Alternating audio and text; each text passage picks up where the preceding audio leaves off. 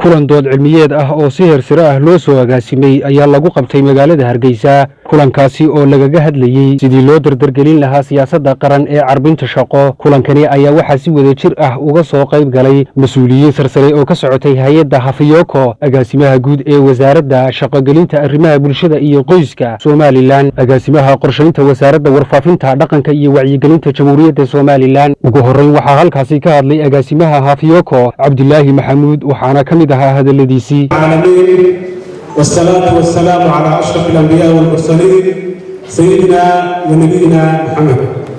وهرين أقاسمها الجود وسالتنا شقلا أرماها بشرى يقويسكا وذنى عبد الرشيد إبراهيم عبد الرحمن وأنا قصة تجمع معها وأنا قصة إلى عالمنا ومهر سهيد وغصبا يدمان أرضيدا يجمعين بدر بدا دمانتي محمد السلام عليكم ورحمة الله وبركاته. waxaa sidoo kale kulankani dood cilmiyeedka ah ka hadlay isla markaasina furay agaasimaha wasaaradda arrimaha bulshada iyo qoyska Somaliland mudane Cabdirashiid Ibraahim.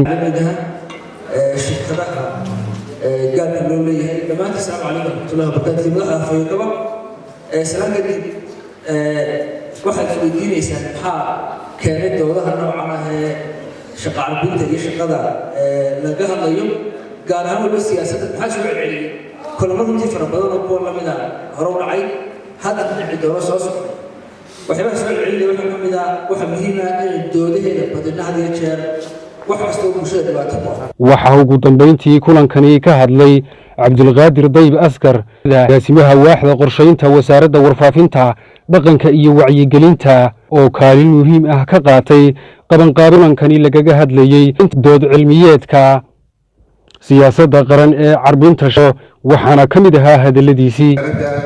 shaqo-gelinta arrimaha bulshada iyo qoyska Cabdirashiid Ibraahim, agaasimaha Hafiyoko Cabdilaahi Xasan, madaxda ka socota hay'adda Oxfam iyo jaamacadda Hargeysa iyo guud ahaan dhalinyarta maanta kulanka ka soo qayb gashay dood cilmiyeedka lagu lafagurayo nuxurka ay xambaarsan tahay siyaasadda qaran ee carbin shaqo. dhammaantiin booda salaamantii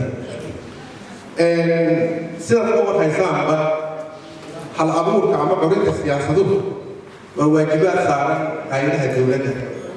iyagay tahay curintooda waa in siyaasaddu had iyo jeer nuxurkay leedahay baa ah inay ka jawaabto mushkilad caan ah oo si wadareed u taabatay bulshada qaybaheeda. markaa dadka ka shaqeynaya oon anigu qayb ka ahaa waxaan caawinayna oo keliya hay'adda wasaaradda arrimaha bulshada si ay siyaasaddaas u noqoto mid xambaarsan tiirarkii iyo nuxurkii la rabay inay ku suuliso mushkiladda maanta aynu hadalkayna. siyaasadda carbin shaqo saad ka warhaysaan waxay ka jawaabaysaa duruufta dhaqan dhaqaale ee ugu muhiimsan tahay oo ah. waa Mustafa Axmed Samakaab, telefishinka qaranka Jamhuuriyadda Somaliland, magaalada Hargeysa.